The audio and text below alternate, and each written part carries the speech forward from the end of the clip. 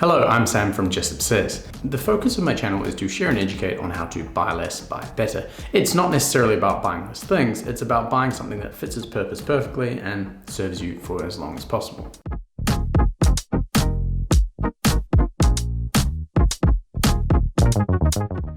There's one part of my wardrobe that up until recently I'd sort of accepted that I wouldn't be able to find a buy less, buy better solution to. That being sports shoes. I typically have two pairs of them, one that's strictly for the gym, for lifting, which is typically a pair of Nike Metcons, and by wearing them exclusively at the gym, in the gym, I find that I can wear them for more than a few years and they don't tend to wear out. The second pair, the problem pair, are my walking shoes. Now it's not like I walk particularly far or particularly often, and I definitely do not run. So really, the second pair only needs to get me around the block every day and be comfortable and supportive whilst doing it. I've tried a ton of different options, typically from Nike because I can pick them up cheap at an outlet shop and they fit my feet fairly well. Then in February 2021, about 2 years ago, I chose to invest in a pair of the much revered dad shoe, the New Balance Made in America 990 V5. A full review of those will probably be coming in the future. And that is the pair that I'm actually retiring today and replacing with the new pair that we are going to be discussing. A pair that's only $15 more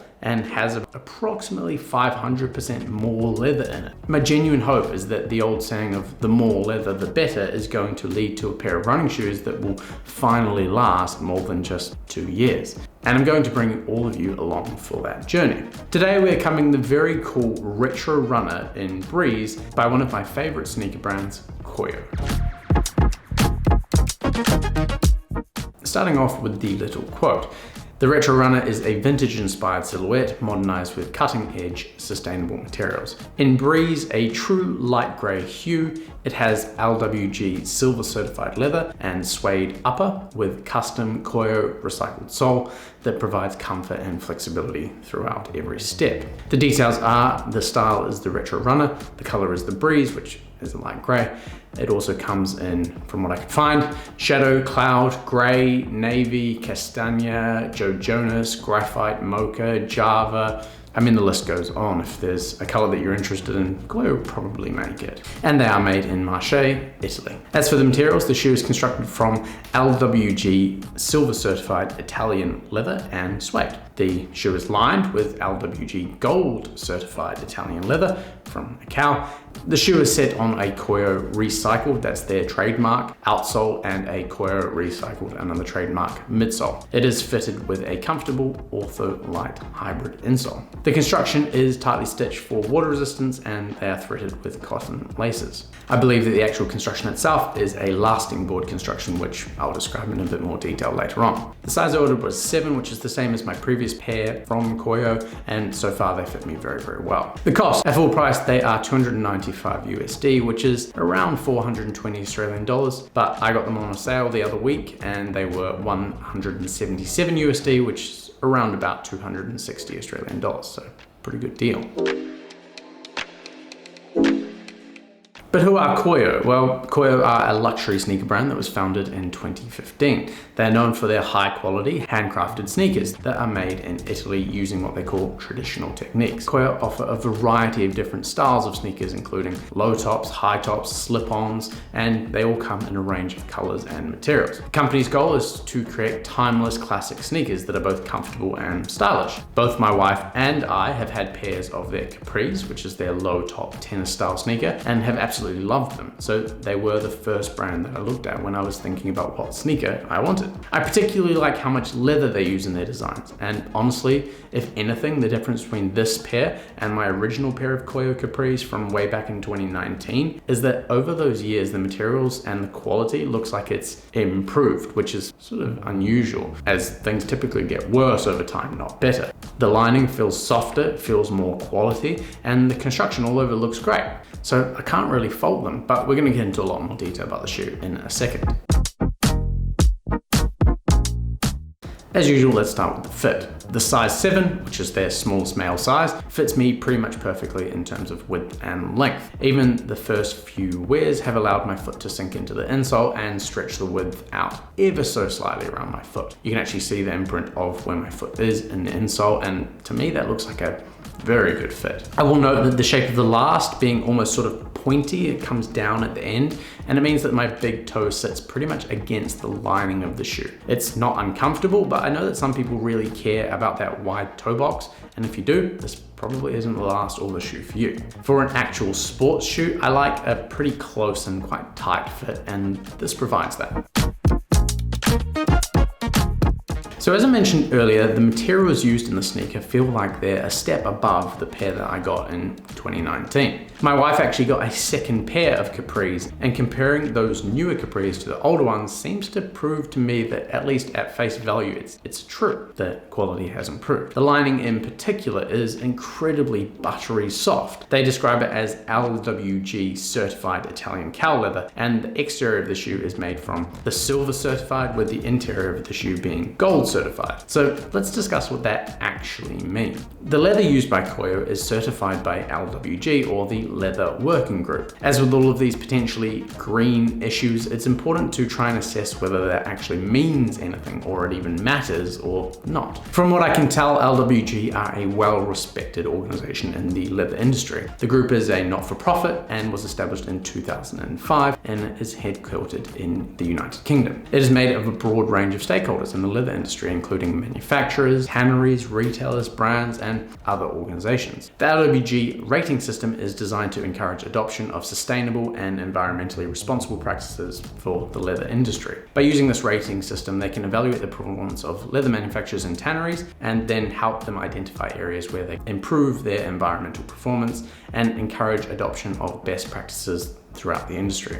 Or at least that's the goal. That rating system is based on a set of criteria that cover areas such as waste management, energy use, and chemical use. The system has 4 main levels, being bronze, silver, gold, and platinum. Platinum, being the highest, is given to leather manufacturers and tanneries that demonstrate the best-in-class performance in all of the areas covered by the rating system. Gold is the second highest rating and is given to companies that show what they describe as good performance in most areas. And this is the kind of leather they're using for the lining of my shoe.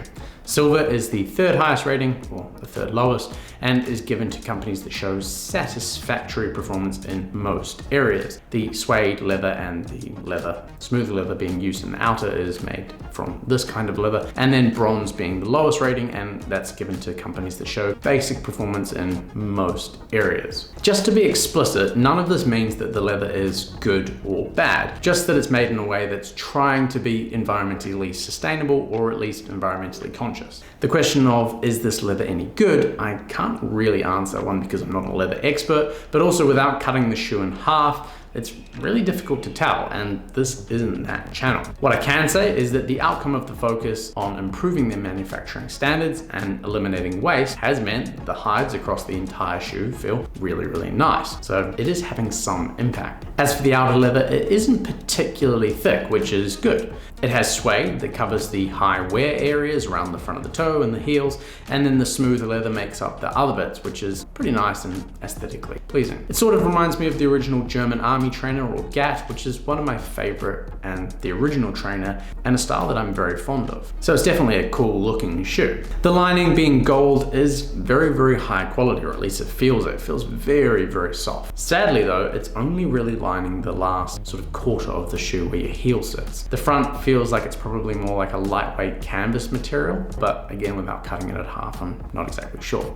This may actually be a very smart decision by KOIO. What they've chosen to do here is to focus on putting the highest quality product that they can in the most places that they can. And the front of the shoe is actually a place where you want the shoe to breathe and not be sort of closed in with leather. And that was basically my biggest concern with these shoes. I don't know if you've ever realized how much normal workout shoes breathe with the mesh all over them, but if the shoe is entirely made of leather, like this one is, and doesn't have any of that mesh, then I'm a little concerned about how it's going to breathe. Well, leather is a great material for this because it's a porous material that can let air pass through. So it can be what's described as sort of somewhat breathable. In general, leather that is thin and supple is more breathable than thick and stiff leather. So they've absolutely chosen the right materials to hopefully address the concerns that I have with that. Sweaty feet is just not that fun. The last material to speak of is the sole materials, which are a mix of TPU and EVA, being 68 28 and 30% recycled respectively. It feels nice and comfortable under the foot, and the mix of materials are typical for a shoe that's durable, lightweight, and flexible whilst also being very cushioned. It's a surprisingly thick outsole, which means that there's a lot of material to wear through before walking on the foam, which has been a problem with my New Balances, and hopefully this combination of materials makes for a shoe that is not only very comfortable, but it lasts for a very long time.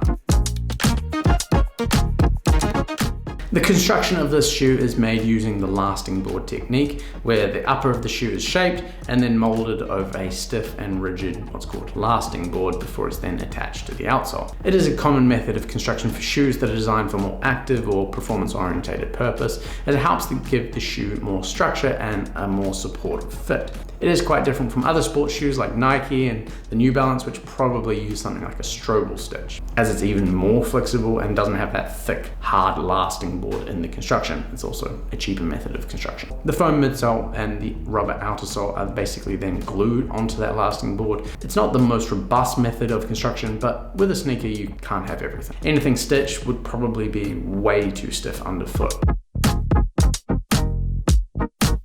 I'm going to skip over the section of how I wear it for this initial video, because my intent is to wear these shoes solely as walking shoes with the dogs and my wife in the morning. But I do really like the look of them, so they may sneak into my daily wear. This is something that I'm going to have to update you on in the next video, so let's see if they turn into more of a fashionable item than I intended them to be, or whether I just use them as a walking shoe. I'm actually very excited about this, or the prospect of this working, because it has genuinely irked me that I know that my sneakers are basically disposable. These KOIO Retro Runners have all the right parts to make a sneaker that is both durable and comfortable and hopefully long lasting. As they're going to be a walking shoe, I really hope that this leather breaks in fast and they become super comfortable, because there's not really much margin for error when you just have to keep walking. I'm also quite looking forward to adding a completely different shoe and style of shoe into my pile of shoes for a more long-term review, so keep an eye out for that. Anyway, thanks very much for watching. Links are in the description as always, and I look forward to seeing you in the next one. Cheers.